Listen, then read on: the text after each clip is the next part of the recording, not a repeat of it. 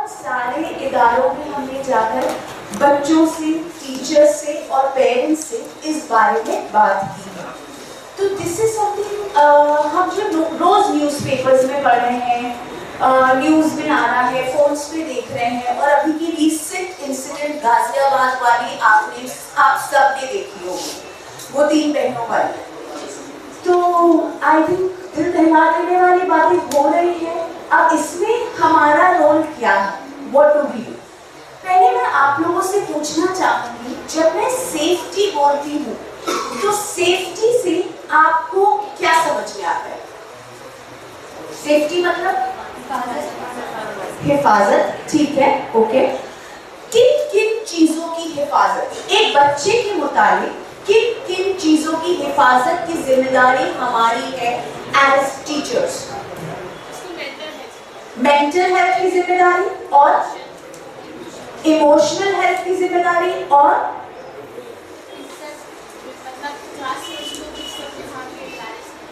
Class में ma'am वो उसकी इमोशंस मेंटल पे चला गया, और एक और चीज जो एकदम वाज़े तरीके से होती है, उनकी फिजिकल हेल्थ की जिम्मेदारी, फिजिकल चीजों की जिम्मेदारी। उनको हम टाइम से छोड़ते हैं, पेरेंट्स आते हैं तब छोड़ते हैं, और छोटे बच्चे हैं अकेले इधर उधर जाने नहीं देते।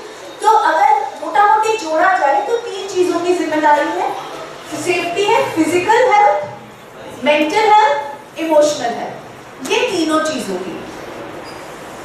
अब मुझे बताइए, जैसे हम लोग यूजुअली डिफाइन करते हैं ना कि अंडरस्टैंडिंग ऑफ माई सेल्फ, यहाँ पे जिन्होंने थोड़ा सा भी इस्लामिक साइकोलॉजी किया होगा, कोई स्टूडेंट्स है यहाँ इस्लामिक साइकोलॉजी के, या किसी ने कुछ इस्लामिक साइकोलॉजी में किया है? ओके, सो अगर किसी ने थोड़ा सा भी इस्लामिक साइकोलॉजी में किया होगा तो यू हैव, उसमें एक उलूम या एक चैप्टर होता है अंडरस्टैंडिंग ऑफ सेल्फ, और इसको आज पूरी दुनिया बहुत क्लियरली डिफाइन कर देती है 4 चीजों में। थोड़ी देर के लिए बच्चों को साइड में रखते हैं और अपने बारे में थोड़ी सी बात करते हैं कि इस चीज को ना 4 चीजों में डिफाइन किया जाता है कि हम क्या चीज से बने, एज इन हमारा पूरा कंपोजिशन क्या है। एक हो जाती है हमारी फिजिकल बॉडी, है ना, जो हमारी बॉडी जो दिखाई दे रही है वो हमारी फिजिकल बॉडी हो जाती है। तो अगर मैं general psychology point of view से बात करूं तो वो डिफाइन करते हैं ना as body, mind, heart and soul, 4 चीजों में डिफाइन की जाती है। तो एक तो आपकी बॉडी हो गई, एक आपका जहन हो गया, जिसको अगर इस्लामिक साइकोलॉजी के पॉइंट ऑफ व्यू से बोलिएगा तो वो अक्ल हो गया। We are a combination of रूह, अक्ल एंड कल्ब, ये हमारा डायग्राम है। कल्ब आपका हार्ट हो गया, जो वो हार्ट कह रहे हैं, और आपके इन एंड अराउंड अगर थोड़ा सा भी सुनिएगा ना तो वो कहते हैं कि स्पिरिचुअलिटी, सोल और रिलीजन, रिलीजियस स्टडीज, ये दोनों अलग चीजें हैं। ये मॉडर्न साइकोलॉजी और मॉडर्न लोग कहते हैं, हमारे लिए ये नहीं होता है। रूह, soul, spirituality, for us is religion. सारा खाना रूह का is everything to do with Quran and Sunnah, ठीक है। तो ये हमारी लिटिल कॉम्पोजिशन हो गई of body, mind, soul, and Allah सुब्हानहू व तआला ने फिर हमारे रिश्ते बनाए, रिश्ते हैं जिनको हम ध्यान में रखते हैं। सो जब भी कोई ट्रेनिंग हो या जब भी कुछ हो, आप एज टीचर्स देखिए आपको अपने आप को, आप एज मदर्स देखिए अपने आप को, आप एज एनी इंडिविजुअल देखिए अपने आप को। आपको इन 4 चीजों का खुद में ध्यान रखने की जरूरत है। अगर बाय एनी चांस आप अपनी फिजिकल बॉडी का ध्यान नहीं रखते हैं तो आपकी मेंटल हेल्थ भी जगह में नहीं हो सकती। अगर आप फिजिकली स्ट्रॉन्ग नहीं है तो आपकी इबादत में भी खलल पड़ने वाली है। एंड अब तो ये प्रूवन साइंस है, मतलब मुझे भी डिस्कवरी थी जब मैं पढ़ रही थी कि विटामिन डी की डेफिशिएंसी से आपकी स्पिरिचुअलिटी या आपका जो जहन होता है ना, वो कनेक्शन बनाना, वो इबादत में जहन लगना, उसकी एक स्ट्रॉन्ग कनेक्शन। तो जब अल्लाह सुब्हानहू व तआला ने हमें ऐसा बनाया है of the dynamics of our अकल, कल्ब, रूह and the physical body which we are blessed with. So we need to take care of all these four things. ये चारों चीजों में से जब भी कोई भी हिलता है तो किस सबको अफेक्ट होती है। अगर आपका मेंटल हेल्थ जगह में नहीं है तो वो आपकी फिजिकल बॉडी में दिखेगा। हम कई बार सोचते हैं कि हम दवाइयाँ खा रहे हैं, हम एक्सरसाइज भी कर रहे हैं, हो सकता है मेरी डाइट भी बहुत अच्छी, फिर भी मेरा थायराइड क्यों बढ़ा हुआ है, फिर भी मेरा ब्लड प्रेशर क्यों नहीं नीचे आ रहा है। उसके बहुत रीजंस हो सकते हैं। उसकी रीजंस आपकी इमोशन से भी हो सकती है, उसकी रीजन आपकी मेंटल हेल्थ से भी हो सकती है। तो अब तो ये science proves it, but we have been blessed with a religion जो हमारा दीन हमें बाय डिफॉल्ट करवाता है कोई काम, कोई चीजें बाय डिफॉल्ट होती है। जैसे कैंसर जैसी बीमारी जब होती है इंसान को, तो आज के जमाने में पता चला ज्यादा सुनाई देता है, 3rd स्टेज में पता चला, 4th स्टेज में पता चला। अब मॉडर्न साइंस कहती है इस cancer is also a reason है ऑफ सप्रेस्ड इमोशंस। और सप्रेस्ड इमोशन में क्या है?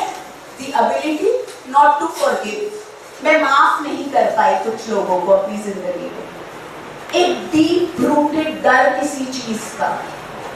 ये सुनने में आपको अजीब लगेगा, बट मेरी रिक्वेस्ट होगी डियर सिस्टर्स कि आप लोग प्लीज इस पे थोड़ा सा रीड करने की कोशिश करिएगा। All of us as individuals, as teachers, have to have a basic understanding of psychology. और modern psychology बिल्कुल भी नहीं, because modern psychology जिस तरीके से बातें करती है, that is very contrary to what we want to do. So it has to be Islamic psychology, where your रूह, कल्ब and अकल works in tandem, and जिसके बीच में हम बातें करते हैं नफ्स की, जो हमें कभी इधर खींचता है कभी उधर खींचता है। बट इसके बारे में किसी और दिन तफसील से बात की जाएगी इंशाअल्लाह ताला। बट अभी जो मैं आपसे कहना चाहती हूँ कि ये हमारा सिंपल सा चीज़ है कि भाई हम इस चीज़ से बने। अब हमारे बच्चे भी ऐसे ही, उनकी फिजिकल बॉडी आपको दिखाई देती है, उनका एक अक्ल है, माइंड है, उनका एक दिल है, कल्ब है, उनकी रूह है, जिसका मैक्सिमम से मैक्सिमम पेरेंट्स हमें ट्रस्ट कर रहे हैं उनके रूह को नरिश करने के लिए। और फिर रिश्ते हैं, रिलेशनशिप्स है, relationship with my parents, relationship with my siblings, भाई बहनों के साथ रिश्ते, रिलेशनशिप विद द कम्युनिटी, हर की जिम्मेदारी है। तो मोटा मोटी यही समझाने वाली बात थी कि किसी भी इंसान का यही पहलू होता है। नाउ जब सेफ्टी की बात आती है, टेल मी समथिंग कि ये चीज को डिस्ट्रॉय कैसे होता है। अचानक से कुछ ऐसा होता है कि वो डिस्ट्रॉय होता है। आजकल सबको सुनाई दे रहा है ना, एंजाइटी, डिप्रेशन, छोटे छोटे बच्चे बात करते हैं, डिप्रेशन, एंजाइटी, स्ट्रेस। ये सुनने में शायद थोड़ा लाइफस्टाइल में थोड़ा फैशन भी बन गया, फीलिंग वेरी स्ट्रेस्ड आउट ऐसा करके बोलने में। तो लेकिन फिर ये आता कहाँ से है? अगर मैं डिजीजेस की बात करूं, high blood pressure, arthritis, even cancer तो आजकल घर घर में है, बट जनरल डायबिटीज ये होता कैसे? क्या करते हैं हम ऐसा? कहाँ से आ रहा है ये एंजाइटी, स्ट्रेस कहाँ से आ रहा है? बहुत ज्यादा सोचने से, टेंशन या टेंशन, ओवरथिंकिंग, ये तो पूरा रील्स हमें सिखा देता है। आजकल तो न्यूट्रिशन की ज्ञान बोलिए या पूरा दीनी तालीम बोलिए, सारा चीज वो तो हमें सब कुछ सिखा दे, हर मोटिवेशन तो रील पे मौजूद है। लेकिन एक सिंपल सी थ्योरी ये है ना कि हमने जरूर कुछ ऐसा किया है which is against my normal state. I have abused my body. खाने से हो सकता है, सोने से हो सकता है, किसी भी तरीके के इसराफ से होता है। I have abused my soul. मैंने अपने रूह को कहीं ना कहीं किसी न किसी तरीके से कुछ तो गलती की है। which has taken me natural state of फितरत से दूर कर दिया हमें, और तब सेटिंग हुई एंजाइटी, और तब सेटिंग हुआ ये डिप्रेशन। ये सारी चीजें इंटर रिलेटेड है, एक दूसरे से दूर नहीं है। तो हम अपने आप को तो डील कर ही रहे हैं जो हमें करना है। सो द बेस्ट पार्ट किसी भी टीचर का होने का ये होता है ना कि आपको एक मौका मिलता है अपने आप को चेंज करने का। जब अल्लाह सुब्हानहू व तआला हमें ब्लेस करते हैं एज मदर्स, एज पेरेंट्स, तो एक खूबसूरत सी चांस देते हैं अपने आप को बदलने का। We know of fathers, ऐसे भी फादर्स होते हैं जिन्होंने सालों से स्मोकिंग नहीं छोड़ पाए थे, बट अपने बच्चों की खातिर उन्होंने छोड़ दिया। तो ये एक बहुत ही खूबसूरत मौका मिलता है हमें अपने आप को बदलने का। वो चीजें को मतलब कई जगहों पे कदम रुक जाती है ये सोचिए कि पीछे कोई आपको देख रहा है, और सोचिए एज टीचर्स आपको देखने वाले तो हजारों की तादाद में हर साल चेंज होते हुए ऐसे बच्चे होते हैं। एंड अल्हम्दुलिल्लाह for you to be teachers of अदायत और एनी कुरान टीचर्स और दीनी टीचर्स, दैट वो तो आपके सदका-ए-जारिया सवाब-ए-जारिया वाले लोग हैं। तो मतलब think about the opportunity which we have got. तो हर चीज की उनकी जिम्मेदारी हमारी, तो उनकी सेफ्टी की भी जिम्मेदारी हमारी। I can not look the other way round. दुनिया में चीजें हो रही हैं इसलिए हो रही हैं क्योंकि ये मेरे काम का नहीं है, ये मेरे मतलब का नहीं है। पहले का जमाना ऐसा था कि एक बच्चा गली में सिगरेट पीते हुए डरता था क्योंकि बगल वाले चाचा उसको देख लेंगे तो एक थप्पड़ पड़ेगा। आज शायद खुद के चाचा, खुद के भाई भी ये हक नहीं रखते हैं बच्चों पे, और इसीलिए माशरा वो है जो है। So we can be the one जो ये चेंज ला सकता है। और अगर अब हम नहीं उठे ना, तो ये गाजियाबाद की इंसिडेंट जो वन ऑफ इंसिडेंट नहीं है,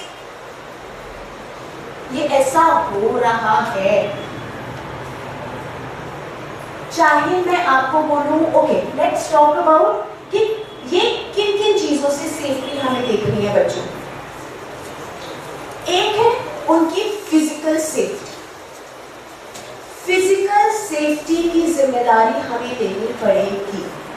फिजिकल सेफ्टी का क्या मतलब हुआ?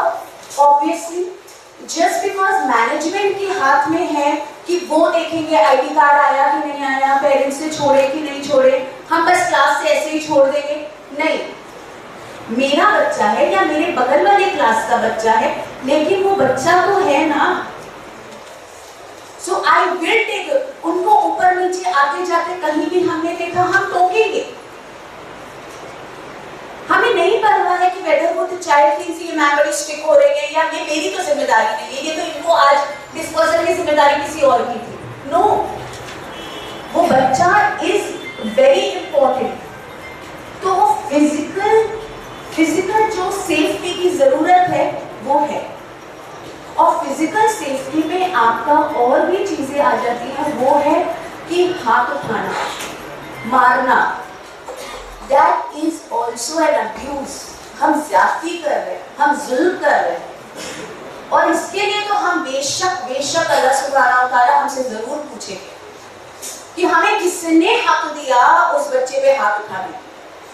और अक्सर टीचर्स, मैं आपको सिर्फ इतना बता दूं कि हम अपनी कमजोरी की वजह से किसी पे हाथ उठाते हैं।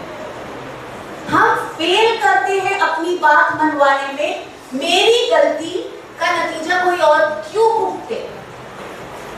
I have failed myself and that is the reason why I am hitting somebody, anybody। So ये तो मेरे कॉन्टेक्स्ट में completely out of the scene है। Physical abuse is completely out of the scene। और most importantly, कितनों ने सुना होगा या कितने लोग जानते हैं इस बात को कि बच्चे वो सब्जेक्ट बहुत ज्यादा पसंद करते हैं क्योंकि उस टीचर से उनको बहुत ज्यादा लगाव होता है। स्कूल जाने वाले बच्चे भी ना ज्योग्राफी इसलिए पसंद आती है क्योंकि ज्योग्राफी मैथ बड़ी अच्छी लगती है। सो उसी तरीके से ये छोटे बच्चे हैं, ये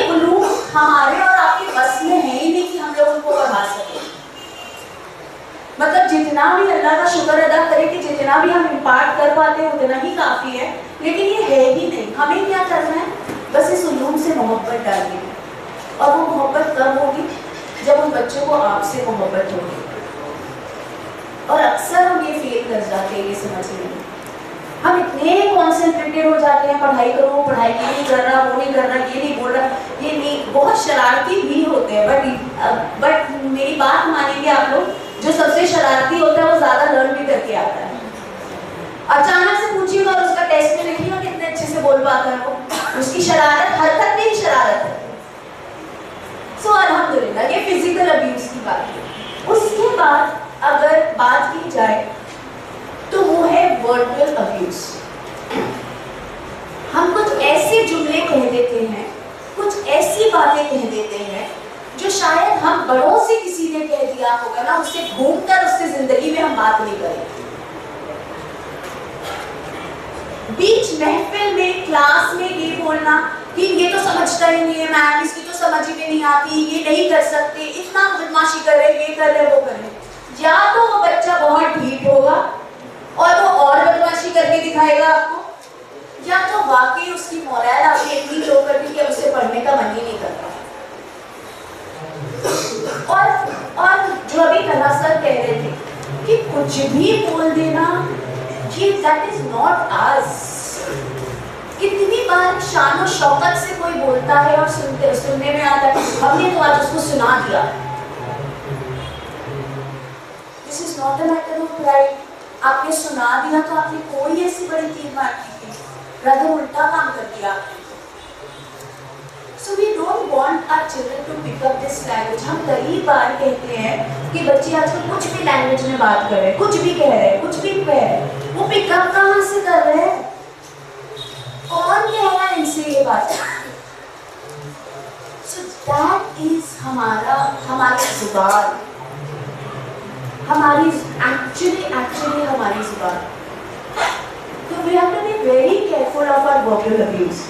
एंड फिजिकल अब्यूज में एक और चीज आती है ना, देखिए आज के ज़माने में आप और हम डिनाई नहीं कर सकते, बच्चों के साथ कई तरह की गलत हरकतें भी हो रही। और मेरी एक्सपीरियंस में मैं बड़े बच्चों, छोटे बच्चों के साथ एक्सटेंसिवली काम कर चुकी हूँ। मेरी एक्सपीरियंस में वो बैठने में से 90% of the children will tell you कि ये प्रॉब्लम हुई है मेरे साथ। So, क्या हम as वो adults can we be that adult in their lives जिन्होंने बचा लिया हो? क्या हम उन्हें कुछ चीज़ें समझा सकते हैं कि बेटा अगर आपसे कोई ऐसी हरकतें करे तो आपको बोलना है। किसी भी तरीके से आपको अगर कुछ गलत चीज़ें दिखाते हैं या बोलते हैं या कहीं भी गलत तरीके से हाथ लगाते हैं, आपको बोलना है इस बात। मैक्सिमम बच्चों के अंदर ताकत नहीं होती इसको बोलने की। So can I be that adult? क्या मैं वो हो सकती हूँ जिससे बच्चे बोल सके, आवाज उठा सके इस बारे में? एंड इसका जुर्माना उनके मेंटल हेल्थ, इमोशनल हेल्थ पे ह्यूज होता है। ये शायद वो जिंदगी भर में नहीं भूल पाते। सो आप सोचिए कि एक बच्चा जो ऐसी इमोशनल मेंटल हेल्थ से जूझ रहा है और आप उसे पढ़ाने की कोशिश कर रहे हैं, क्या आ जाएगा उसके दिमाग में? क्या ही भूल पाएगा वो? मैं हमेशा बोलती हूँ, अगर वो स्टार्टिंग ऑफ द क्लास आपने 5 मिनट अपने क्लास का वक्त ले लिया उनसे कनेक्ट करने का, 5 मिनट, किसी का आपको कुछ याद करो, तुम्हारे घर में आज ये था ना, अच्छा तुम्हारी मम्मी घर आ गई, तुम्हारी मम्मी की तबीयत खराब थी ना, 5 मिनट उसको वही बहुत इम्पोर्टेंट लगता है। एंड बिलीव मी, वो 5 मिनट में आपकी इतनी प्रोडक्टिविटी बढ़ जाती है कि आपने जो सोच रखा होता है ना लेसन में, उससे ज़्यादा अल्हम्दुलिल्लाह कर पाती है। Just 5 minutes of that connection with the child। जब अल्हम्दुलिल्लाह क्लास में ज़्यादा बच्चे होते हैं ना, तो मैं उस टीचर से रिक्वेस्ट करती हूँ कि इमोशनली आप सिर्फ 1 या 2 के बारे में सोचिए हर दिन। सबके बारे में तो सोचना पॉसिबल नहीं है, बट अगर 1 एक दिन में किसी 2 बच्चे को नाम से उनकी किसी पर्सनल लाइफ के बारे में आपने पूछ लिया ना, देखिए डिफरेंस अपने क्लास में। ये सबसे इजी क्लासरूम मैनेजमेंट टेक्निक है। जो बड़े स्कूल्स में जब 40 की तादाद में बच्चों को भर देते हैं ना, तो टीचर्स को तो नाम भी नहीं मालूम होता है। पेरेंट्स टीचर मीटिंग में जाइए, वो नाम ढूंढ रहे होते, कौन सा बच्चा, उनको तो शक्ल भी नहीं याद है किसका नाम कौन है, 40 में से कहां से याद हो। सो यहाँ पे कम से कम वो सेफ स्पेस उनको दे सकते हैं, और सेफ्टी हर तरीके से होती है कि मैं ना इतना सेफ फील करती हूँ कि मैं कुछ भी बोल सकती हूँ अपनी मैम से। मैं ना इतना सेफ फील करती हूँ कि मुझे यहाँ आना होता है। बच्चे भी बहुत कुछ डील कर रहे होते हैं, बहुत कुछ डील कर रहे होते हैं। So can we look at कि हमको one adult in their life बन सके? Can we be that one adult in their life? And most important topic for today would be addiction. Addiction से आप क्या समझते हैं? What do you understand by the word addiction? Addiction से समझ क्या आता है?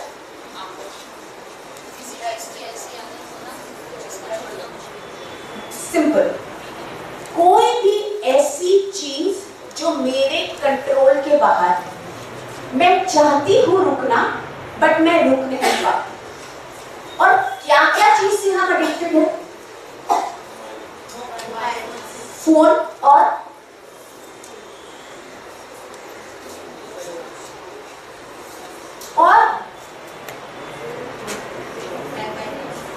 बैकबाइटिंग और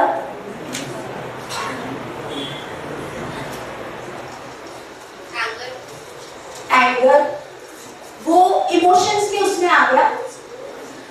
अगर हम एडिक्शंस बोले, चाय, हाँ बोले आप ना, चाय की एडिक्शन किसी को नहीं है? अच्छा, सर बोल रहे पीछे से अल्हम्दुलिल्लाह। चाय, खाना, हमारे खानों में जो इसराफ है, मतलब कभी कभी तो मैं तो आर्ग्यू करती हूँ घर में कि जैसे लगता है कि हम फूड कोर्ट में जी रहे। खाना, मोबाइल, हमारे इमोशंस, हमारी सोशलाइजिंग, फोन, और नाउजुबिल्लाह मेरी अपनी स्टडी, मेरी अपनी रिसर्च रही है। आई डोंट नो कि आप कुछ फैमिलीज को जानते हैं कि नहीं, drug addiction in Muslim families is an all time peak. Alcohol and drug addiction, मतलब ये सोच, मतलब हम लोग के तो तस्वुर में भी नहीं आ सकती है ये बात, लेकिन फैमिलीज जूझ रहे हैं इससे। एंड अल्हम्दुलिल्लाह प्रैक्टिसिंग मुस्लिम्स की मैं बात कर रही हूँ। प्रैक्टिकल मुस्लिम फैमिली, जो प्रैक्टिसिंग मुस्लिम्स हैं, वो फैमिलीज जूझ रही है इससे। सो क्या मेरी एज टीचर जिम्मेदारी है मेरे बच्चों को इससे बचाने की? क्या हम सीख सकते हैं कि बच्चों से कैसे बात करनी है? जस्ट बिकॉज हमने कह दिया कि बेटा ये हराम है, आपको इसके पास नहीं जानी है, बात वहां खत्म हो गई? नहीं होती है, नहीं होती है। You have to equip yourself as teachers कि ये बातें करनी कैसे, कई चीजें उगलवानी कैसे है। आपको अल्हम्दुलिल्लाह कई जगहों पे कुछ अंदेशा हो जाता है, कुछ गड़बड़ है यहाँ, कुछ तो आपको पता चले, बट आपके अंदर वो सलाहियत आनी होगी कि इस बारे में बात कैसे करें।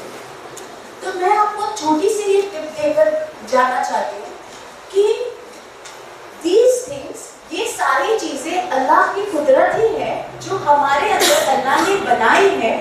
When we get attracted to few things, so वो जो इमोशन होता है ना, एक कैसे बताऊँ, मतलब डोपामिन नाम किसी ने कुछ सुना? Happy hormone. हमारे बदन में ना कुछ केमिकल्स होते हैं, जिसमें से एक केमिकल होता है जिसका नाम है डोपामिन। बस इतना याद रखिएगा, जिसका नाम है डोपामिन। जब हम बहुत खुश होते हैं या कोई ऐसी चीज करते हैं जिससे हमें खुशी मिलती है, तो वो हमारी बॉडी में ज्यादा सिक्रीट होता है। तो हम क्या करते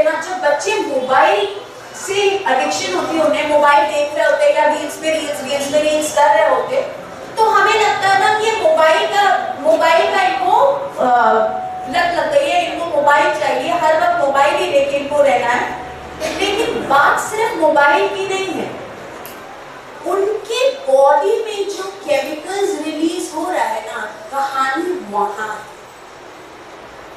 और पेरेंट्स और टीचर्स अक्सर ये गलती करते हैं, जब पेरेंट्स को भी हम कह देते हैं कि आप मोबाइल ले लीजिए, सिर्फ मोबाइल ले लेना सल्यूशन नहीं है। एक जो अल्कोहल एडिक्शन में भी होता है, उसको भी डी एडिक्शन सेंटर जाना पड़ता है। वो रो रहा होता है, वो गिड़गिड़ा रहा होता है कि मुझे ना निकलना है इससे, मुझे नहीं रहना है इसमें, मुझे बस बचा लीजिए। और वही हाल कुछ हो रहा है मोबाइल के साथ।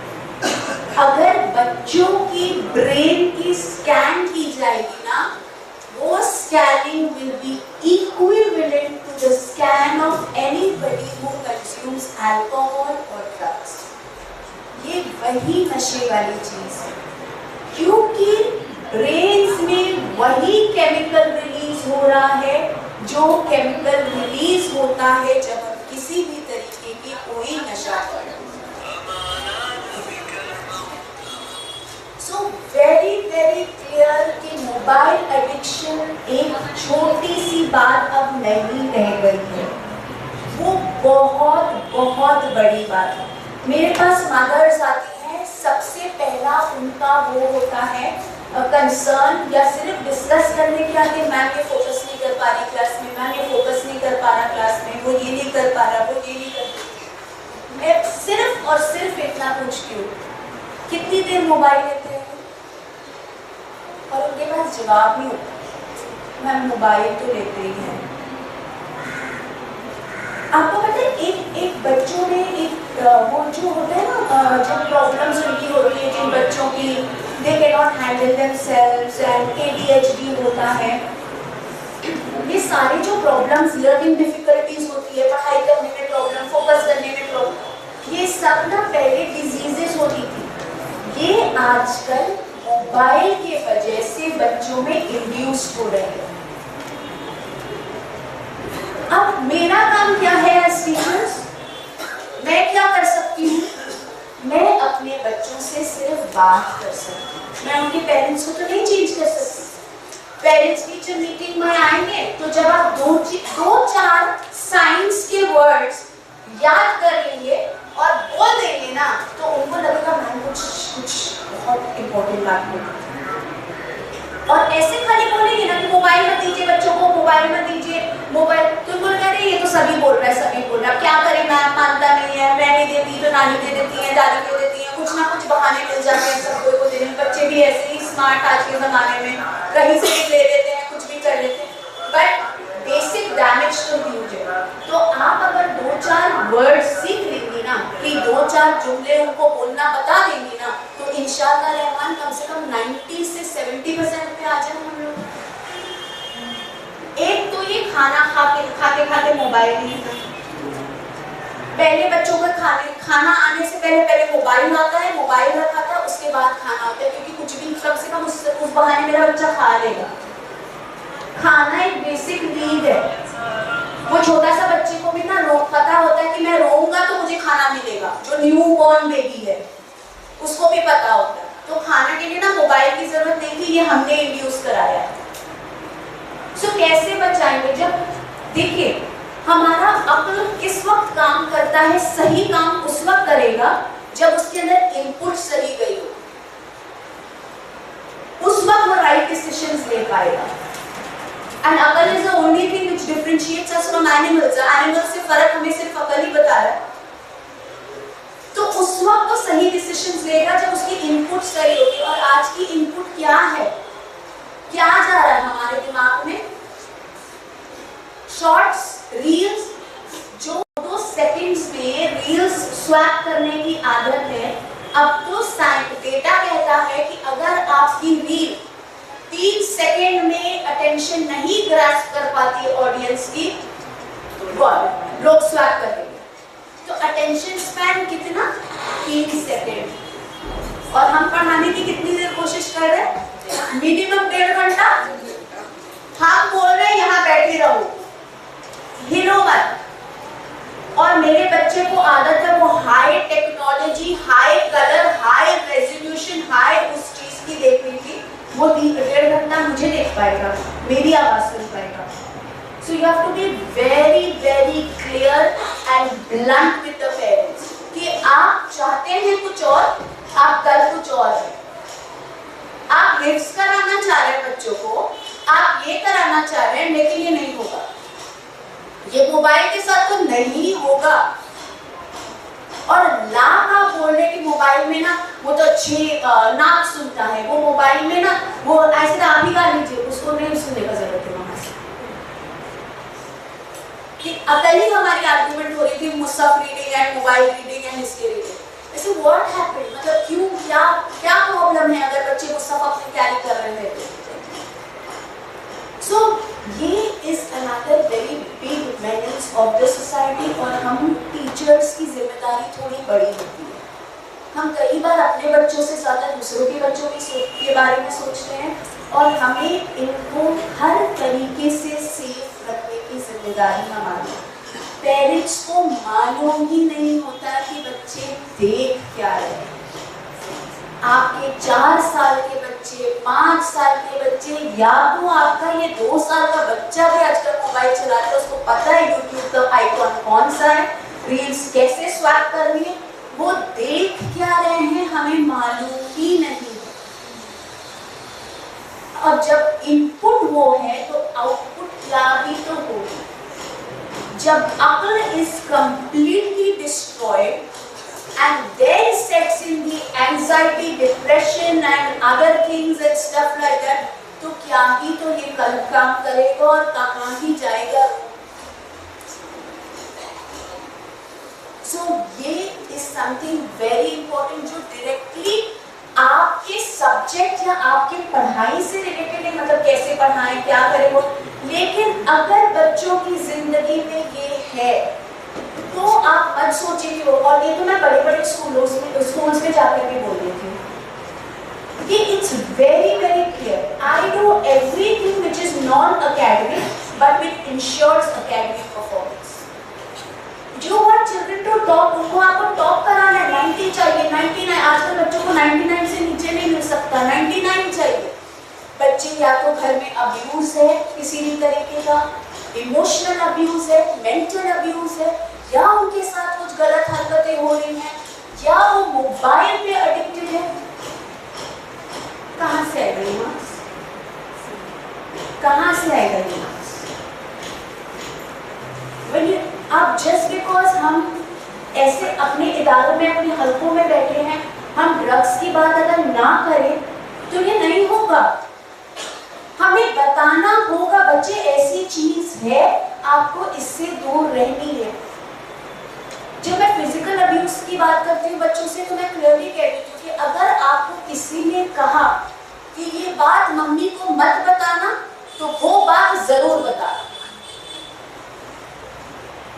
उसी तरीके से उनको किस तरीके से ट्रैक किया जाता है ऑनलाइन में, या तो उनके, मतलब आपको पता नहीं चलता, माँ बाप घर में बैठे हैं, बच्चा वहां बैठा है, एंड किडनैपर्स उनको टारगेट बना रखे हैं।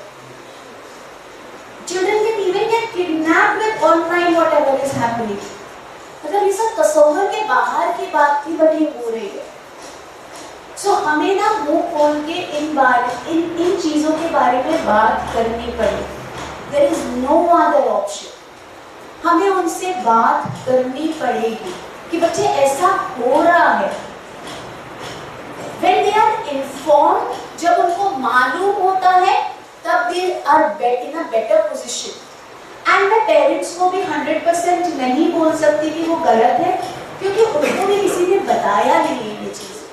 कोई चीज, कुछ चीजें आपको और हमको इसलिए मालूम है क्योंकि हम लोग आपस में शेयर कर लेते हैं, टीचर्स इंटरेक्शन होती है, आप लोग आपस में शेयर कर लेते हैं।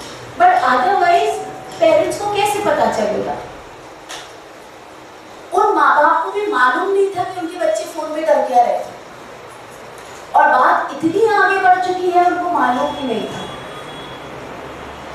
और सबसे अच्छा है, मतलब अभी मैंने आप लोगों को सवाल करने का मौका ही नहीं दिया, लेकिन कई बार मुझसे टीचर सवाल करते हैं इस बारे में, मैम हमारे बचपन में तो कुछ नहीं होता था, हमें 2 थप्पड़ लगा दिया था तो सारा इमोशनल, फिजिकल, मेंटल सब हेल्थ जगह में रहता था। किसी ने ज्यादा चूचा की, उसको एक झाड़ पड़ गया, बस वो सब एकदम अपनी जगह में। आई अंडरस्टैंड, मैं भी उस टाइप की पेरेंट नहीं हूँ कि हाँ बच्चा ये बच्चा में, मेरी भी आवाज़ बहुत ऊंची हो सकती है, आई पुट इट डाउन एकदम क्लियर से। लेकिन वो जमाने में हमारे बच्चों के पास ना ये आइडियाज नहीं थे, फोन भी नहीं, कितना ही बड़ा था हमारा सोशल सर्कल, खुद की फैमिली थी, कजिन साथ में रहते वो थे, अगर कोई नेबर का बच्चा, नेबर की बच्ची हमारे साथ खेलती कूदती, हम वो थे। एट द मोस्ट कोई होता तो कोई इदारे में हम ड्राइंग क्लास, ट्यूशन क्लास कुछ जा रहे होते तो वहाँ पे 2-4, और वैसे भी दोस्ती निभाने का मौका नहीं मिलता था कि हम ऐसी दोस्ती निभा रहे हैं वहाँ पर, वैसा कुछ नहीं था। और आज के बच्चों को यहाँ बैठे मालूम होता है यूएस में क्या हो रहा है, यूएस की फैसिनेशन खत्म हो गई तो कोरिया आ गई, मतलब क्या ही तो देख रहे हैं ये लोग, इनको पूरा पता है। और आइडियाज ना चाहते हुए भी लोग बैठे हैं हमारे बच्चों के पीछे हाथ धो के पड़े हुए। ये $1 बिलियन इंडस्ट्री जो चल रही है ना, ये उसको नहीं फर्क पड़ता कि आपका बच्चा 5 साल का है कि आपका बच्चा 15 साल का है, उसको अपने बिजनेस से मतलब है, उसको अपने पैसों से मतलब है। सो मेरी रिक्वेस्ट सिर्फ और सिर्फ इतनी है आप लोगों से कि it's very very easy to think कि मैं आऊँगी, मेरा इतना सिलेबस है, मैं ये पढ़ाऊँगी और मैं ये अपना काम करके निकल जाऊँगी, बाकी मेरी जिम्मेदारी नहीं। But I am so sure बाकी भी हमारी जिम्मेदारी।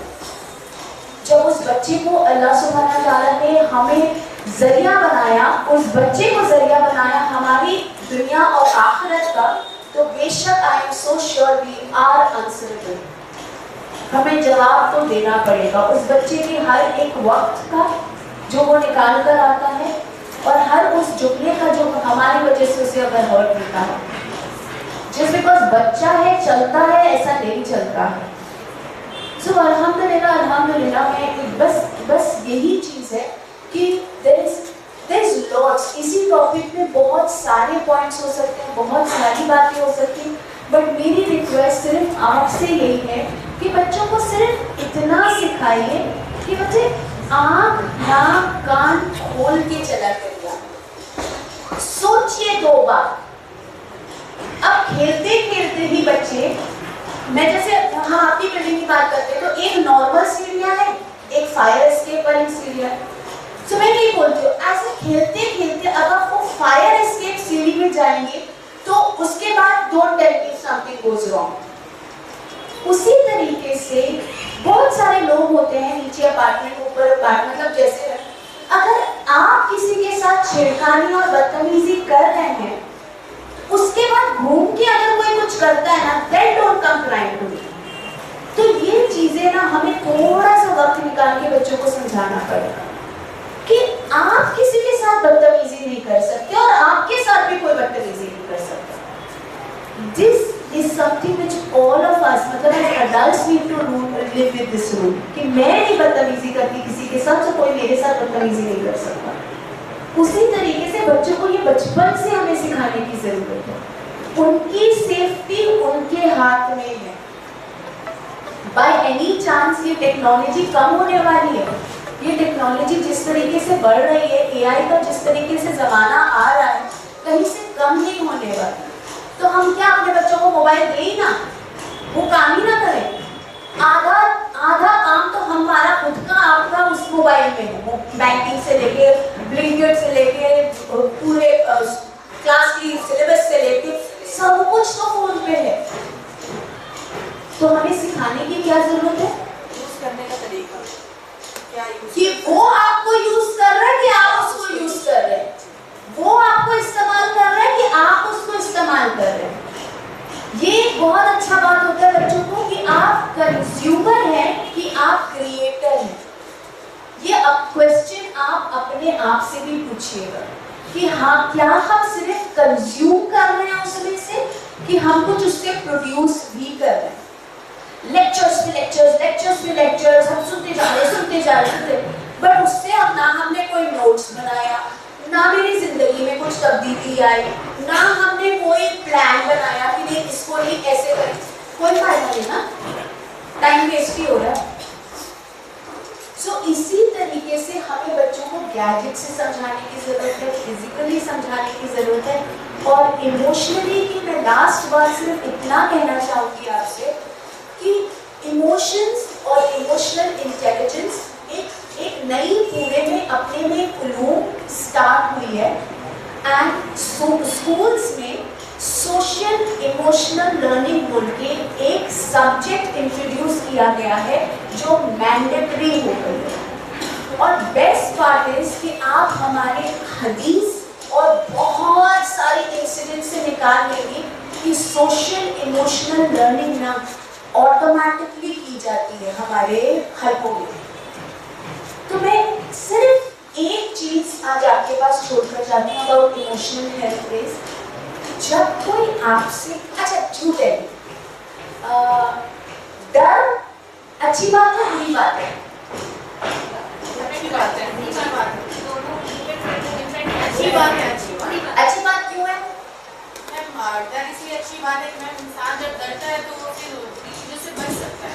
अच्छा। जैसे फायर है मैम, अगर हम डरेंगे नहीं तो हमको पता कैसे रहेगा कि फायर है साथ। ओके। और अगर ये कोई बच्चा भी कहता है कि मम्मी मुझे डर लग रही है, तो उसकी मम्मी यूजुअली क्या कहती है? आपने अपने घरों में सुना है किस चीज का डर है? डरने की क्या जरूरत है? इतने बड़े बच्चे डरते हैं क्या? नहीं, मेरा बहादुर बच्चा ये नहीं डरता है, बोलते ना ऐसे। तब तो डर डिसमिस हो गया, तब तो डर नहीं लगा कि अच्छी चीज है डर। तो जब कोई आपसे आकर कहे ना कि मुझे डर लग रहा है, मुझे बुरा लग रहा है, इसमें बुरा लगने की क्या बात है? किसी को आपने सुना है बोलते हुए? शायद हमें 10 लोगों ने बोला होगा, आप जाके बोलिए मुझे बुरा लग रहा है, अब इसमें बुरा लगने की क्या बात है? तुम तो बहुत ही सेंसिटिव हो, है ना? सो अब दूसरों को तो नहीं चेंज कर सकते, खुद को चेंज कर सकते हैं कि जब हमसे कोई आकर कहे ना मुझे डर लग रहा है, मुझे बुरा लग रहा है, मुझे सैड फील हो रहा है, वो डरना, बुरा लगना, सैड फील होना, जेलस फील होना, एंग्शियस फील होना, उस फीलिंग में कोई प्रॉब्लम नहीं। वो फीलिंग को जब आप एक्सेप्ट कर लेंगे ना, उस मोमेंट आप चेंज करने को तैयार हो जाए। डरना ओके, डर लगा, बुरा लगा है, अच्छा बुरा लगा। जब आप मुझे एक्सेप्ट कर लेंगे ना वैसे, तब मैं आपसे जाकर 2-4 बातें कहूँगी। अब किसी को कॉकरोच से डर लगता है, और किसी को लिजर्ड से डर लगता है, और किसी को स्नेक से भी नहीं डर लगता है, तब इसमें डर की क्या गलती? उसी तरीके से इमोशनल हेल्थ के लिए ना बहुत बड़ा टॉपिक है, एंड आफ्टर स्कूल्स के इसके प्रॉपर करिकुलम, प्रॉपर चीज, प्रॉपर ट्रेनिंग्स होती है। बट आज मैं सिर्फ और सिर्फ इमोशनल सेफ्टी, इमोशनल हेल्थ के लिए सिर्फ आपको इतना बोलूंगी ना, just accept all the feelings which you have. ये जो फीलिंग्स है ना वो अल्लाह ही की तरफ से है, ये अल्लाह ने बनाया है। जैसे अभी आपने कहा ना, तो डर हमें हमसे, वो मैसेंजर है मेरी बॉडी में, वो मुझसे कुछ कह रहा है कि शायद आगे खतरा है, शायद ऐसा कुछ है, वो मुझसे कुछ कहने की कोशिश कर रहा है। मेरी सैडनेस ना मुझसे कुछ कहने की कोशिश कर रही है। सो वी हैव डिफरेंट चीजें। आप स्पेशली अगर घर में किसी, वो फिर मैं बहुत लंबे टॉपिक पे चली जाऊंगी, लेकिन बस मैं सिर्फ इतना कहना चाहती हूँ कि कई बार जब कोई रो रहा होता है ना तो कहते हैं रो मत, सब्र करो। बट आई थिंक रोना is normal, that's the only way which you can come out of it. So we will talk some other time इंशाल्लाह अबाउट सब्र एंड व्हाट इज सब्र। एंड सो अल्हम्दुलिल्लाह, बट मैं आप सबसे सिर्फ और सिर्फ इतना रिक्वेस्ट करूंगी कि please all of us need a little understanding of Islamic psychology. थोड़ा सा ये समझने की हम सबको जरूरत है, which just does not make your class better, which makes all your relationship better।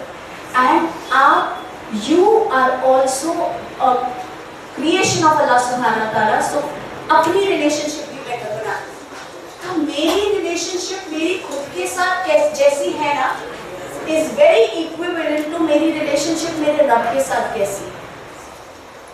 क्यों इस तरह से इतनी देर से वो कर रहे थे कि तौहीद चिल्ड्रन में इस तरीके से डाल दीजिए कि वो कहीं पे भी डटे रहे। तो जब मेरे रब के साथ मेरी रिलेशनशिप स्ट्रॉन्ग होती है ना, उस वक्त मेरी खुद के साथ मेरी रिलेशनशिप स्ट्रॉन्ग होती है। और जब मेरी रिलेशनशिप मेरे खुद के साथ स्ट्रॉन्ग है ना, वो ऑटोमेटिकली मेरे सारे रिलेशनशिप में दिखाई देगी, चाहे वो मेरे बच्चे हो, चाहे वो मेरे माँ बाप हो, चाहे वो मेरे कोई भी कभी कॉन्टैक्ट, मेरे कोलीग्स भी हो। How strong I am inside will have a repercussion on the outside. So I hope मैं थोड़ा सा आप लोगों को नॉलेज बांटा होगा।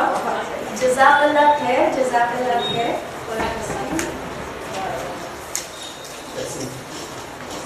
That's it.